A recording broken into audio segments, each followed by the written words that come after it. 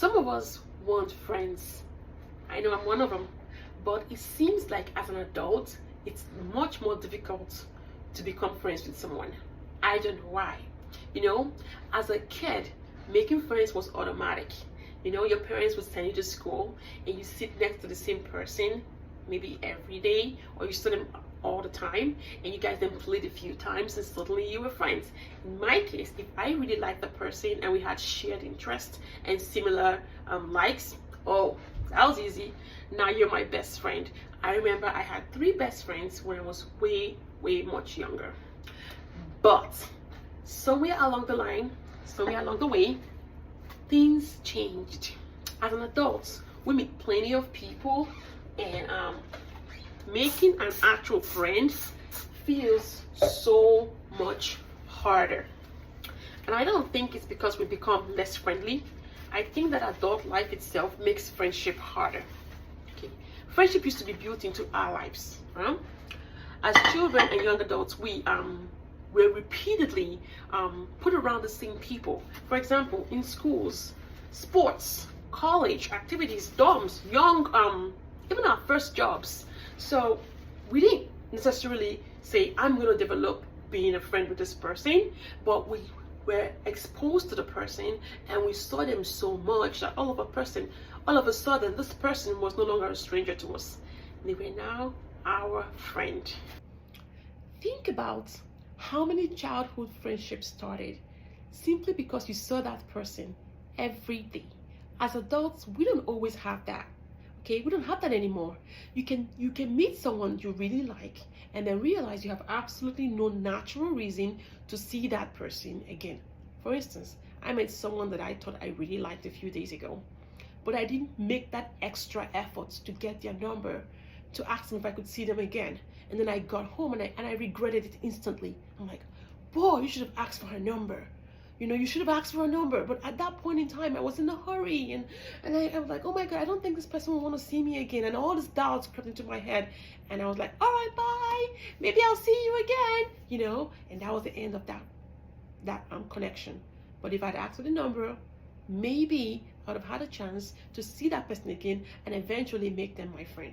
Okay, everybody is busy. That's another angle here. When we are busy with our kids, our marriage, our children, our housework, appointments, you know, all the things that we have to do that makes us adults. We want friendships even while we're busy with all of that, but it's so hard. Okay, when exactly am I supposed to fit another person into my life when I'm so busy? I want to have friends, but I am too busy for friends, you know? And it's really hard. It's hard. And this is something that I've thought about, and I think that we have to be better. Okay, we have to be better. Another reason why making friends when we're adults is so hard is because we become more selective. Okay, and let's take for example, when you're 12 years old and you meet somebody maybe who likes music just like you, or who wants to play with you, and you've seen the person like once or twice before, it is so easy to make them your friend.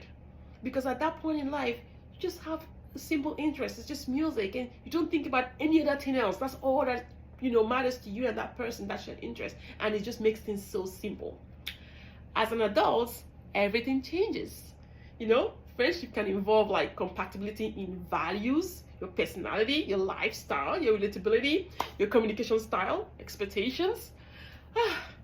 The list is endless.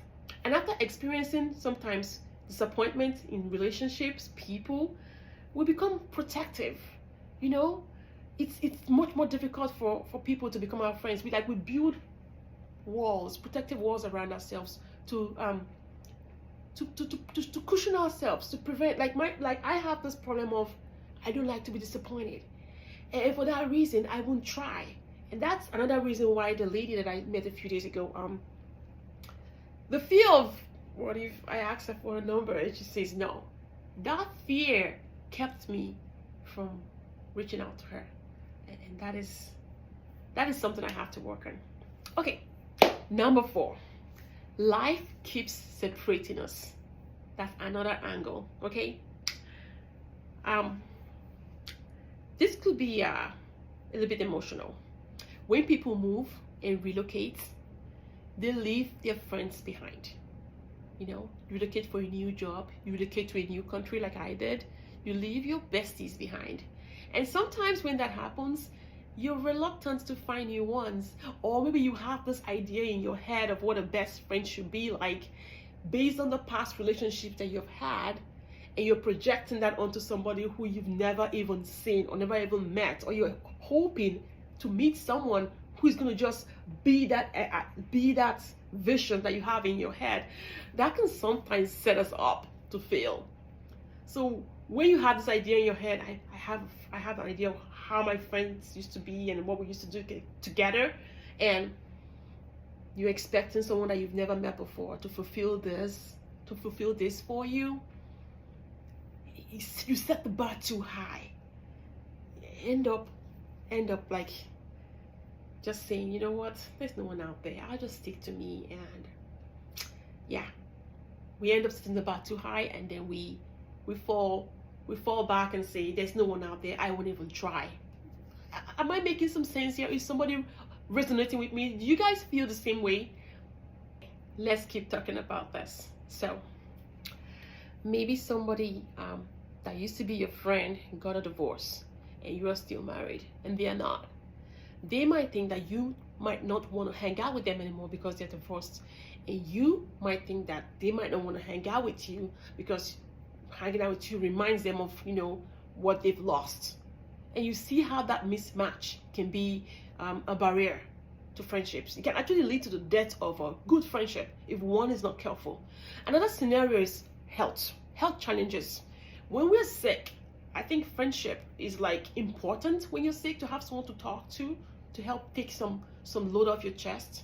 But making new friends when sick, that's a challenge.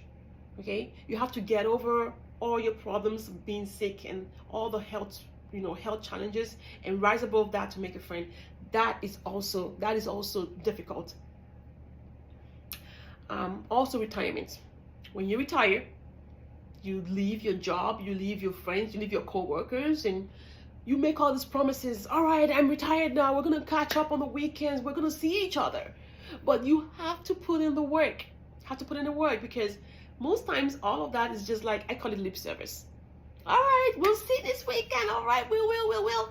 But you know deep down that you're not gonna see them again, because it's just like, oh, I know they're working, I am not. What will we have to talk about? And I mean, I've left jobs before where I felt like, I've left a job before where I had a friend, and I tried the best I can. This is actually not even lip service. I tried my very best to keep this friendship going, but the other person didn't. And so it's a two-way thing. You know, you can't force someone to be your friend. You can reach out. After so many times reaching out, you pull back and leave them alone. And that's what happened in that case. So that's kind of a different scenario, but that's also a barrier to friendship. Sometimes, you know, nothing wrong has to happen.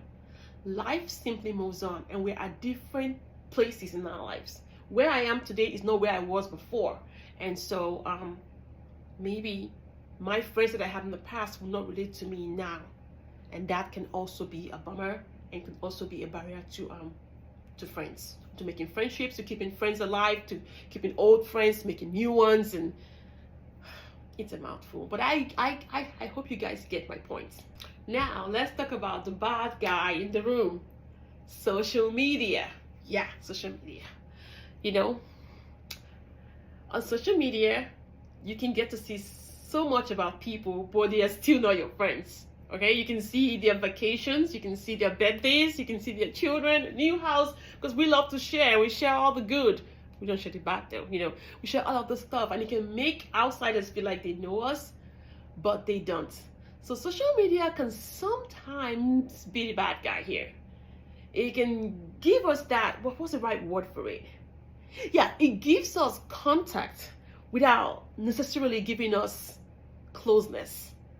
And that's something that I try to be aware of. The fact that you see somebody on social media and they're talking to you once in a while, or not even talking to you, just posting stuff, doesn't mean they're your friend.